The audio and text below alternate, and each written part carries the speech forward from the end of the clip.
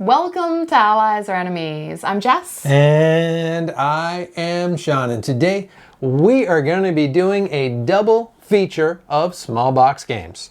We'll be discussing both Klink and Slide, and both games were given to us to review. So let's get right to it. So we're going to start with Slide, which is designed by Claude Clément, and let's start with how it plays. The game begins with everyone having a grid of 16 face-down cards. At the start of each round, all players choose one card and place it face-up in a row. Then players take turns drafting a card, sliding their other cards to fill the gap they left, and adding the new card face-up to the outer edge of their grid. Your goal is to create groups of numbers, as any adjacent numbers won't count for points, while any numbers that are alone will, and you don't want points. Play continues like this until everyone has a full grid of flip numbers. Then you count up all the numbers that aren't in groups, and whoever has the lowest score wins the game.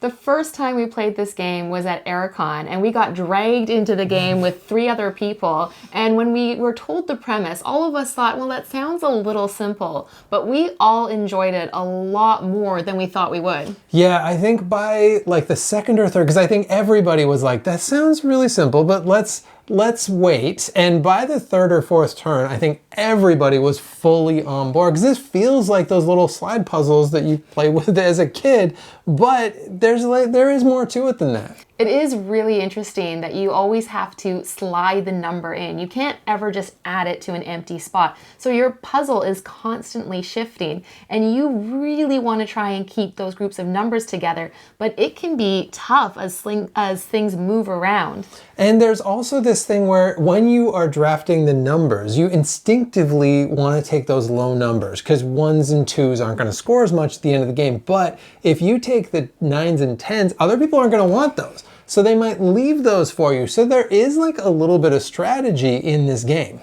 Yeah, and I think that's one of the key things is part of the draft. You're always going to try and pick the number that works best for you, because you could try and hate draft. You might see like, ooh, that person really wants that 7.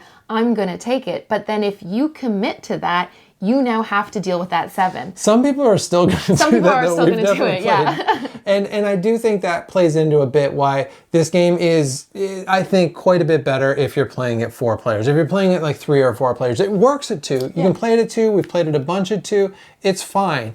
But I think it really shines when you've got 3 or 4 or even 5 players, because the drafting just gets a little bit more interesting. Yeah, at more players, it can be really tough when you are like the last one to draft, particularly when your puzzle is almost full. Like if you're taking the very last card, you could just be hooped. I like you using the word hooped in your most Canadian shirt. But you could, because you are just stuck with whatever you're stuck with, and that can definitely feel bad. But this is a quick enough game that you can just kind of play another game. Yeah, and it is really satisfying when you can take 2 numbers that are like far apart and manage to make them come together and form a large group. So it really is like a spatial puzzle that's constantly evolving and shifting and can feel really rewarding. And another real highlight of this game is this box. I really like how this slides open. Oh. But it just looks really nice. It's got this little pull thing. I like this a lot. I'm hoping that they use this for a bunch more of their games. Yeah, I would say this is definitely a game for people who like a puzzle figuring things out as opposed to like a direct interaction game, because you get the interaction by maybe like drafting a card that somebody wants, but it's not like a mean card game. It's very much a puzzle that you are figuring out. And it is also going to be more for people who are okay with that spatial awareness, because it's weirdly difficult to picture how things are going to slide when you take that one card out. You're only sliding 2 things, but still that trips us up more often than you'd think. Yeah, I haven't really played a lot of slide puzzles before, so I have found that I've been improving with each of my games, which has been like nice to develop this oddly specific skill set. But we've played this with a bunch of new gamers. I think everyone we've played it with his liked it. We liked it right from our very first play. So this one is, I think this is one that we're going to keep and that we're going to play quite a bit. The next game is Klink, designed by Darrell. So let's look at how it plays. At the start of the game, there will be a few available bonus cards face up on the table and a pile of number cards upside down and nothing in anybody's hand. Then the first player draws 2 cards from the deck and looks at one and only one without showing anyone else. That player then has the choice to either keep both of those cards, flipping them face up and placing them in front of them, or passing those cards to another player. That player can then choose to look at one of those cards or pass. This continues until there's no one left to pass to, at which point the final player has to keep those cards. Whoever decides to keep those cards then draws 2 new cards and does it again. If 2 of your cards match, you can flip them both face down. If 3 cards are in consecutive order, you can take one of those special ability cards and resolve it. The round ends once someone has 10 cards in front of them, at which point you count up the values of all of your face-up cards and then add 10 for whoever had the least cards and subtract 10 for whoever had the most cards. Then you shuffle all those cards and do it again. The game ends when any player reaches 77 points at the end of a round, at which point whoever has the lowest score wins the game.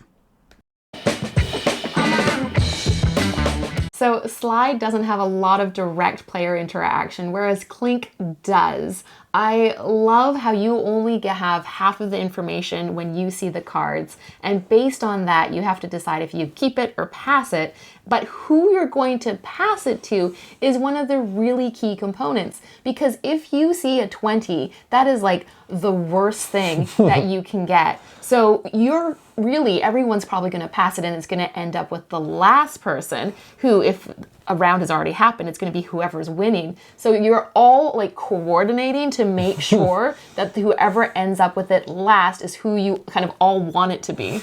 Yeah, it's interesting too, because you can't really talk about that. Like you can't say what the card that you looked at is. And if the next person looks at the other card, they may just take it and then just get screwed over, which is fun as well when you pass it to somebody. And when you pass it to somebody, I think there is a bit of kind of this silent, like, okay, so he passed it to me first, which means I can pass it to this other person, and this other person is winning by a ton. So does he want me to pass it to that other person because it's junk? Like, is the other card junk? But it is interesting that you only have half that information. So you're always kind of taking a risk when you flip over those cards. Yeah, and it is interesting too that depending on how many cards you have dictates what bonus or negative you'll get too. Because if you end the round with having 10 cards, you get to subtract 10, and that can be a lot. But if somebody ends with 0 cards, they get 0 points. So you're all keeping an eye on that to try and make sure everybody is ending up with at least some cards. Yeah, I really like that whoever has the least cards at the end gets plus points. And that hurts a lot, because it's like plus 10 points is worth a lot of points in a game that goes to 77 points.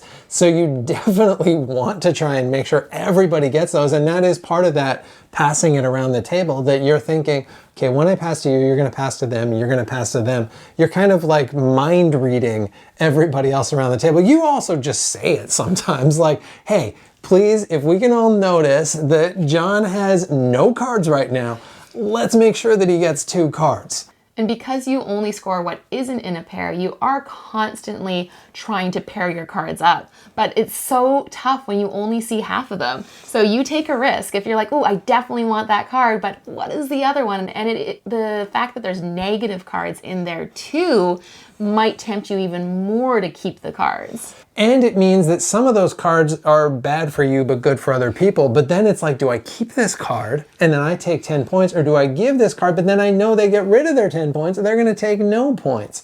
There is also, on top of making the pairs, making those little mini runs and getting those special cards. And I feel like those special cards feel maybe a little bit underused, because there aren't as many of them as there might be. And some of them you feel like, do I even really want this? Like, there's definitely a few in there that have just kind of sat there.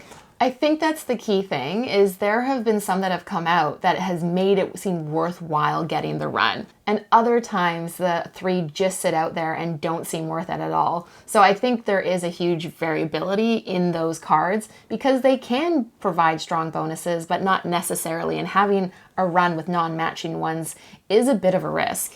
But even though it feels like maybe they don't have quite enough of those, at the same time, it doesn't come up that often because you are trying to get same cards and you're trying to flip those over. And once they're flipped over, they're not going to be part of a run. So you only get kind of a few runs in a game. At least that's what we've seen so far.